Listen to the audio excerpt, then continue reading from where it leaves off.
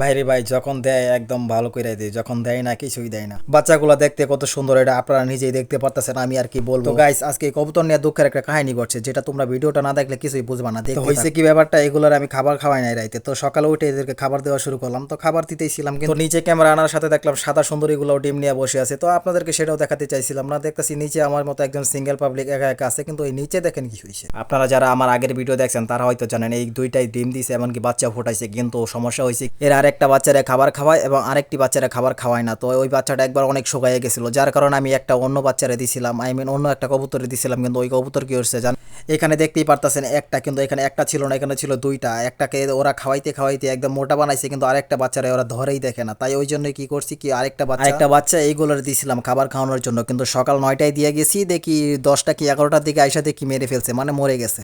যারা এখনো আমার চ্যানেলটা সাবস্ক্রাইব করেন, একটা সাবস্ক্রাইব আর একটা লাইক করে দেন। আর কোনো অভিজ্ঞ ব্যক্তি থাকলে জানাবেন দয়া করে, এটা কিভাবে প্রতিরোধ করা যায় এবং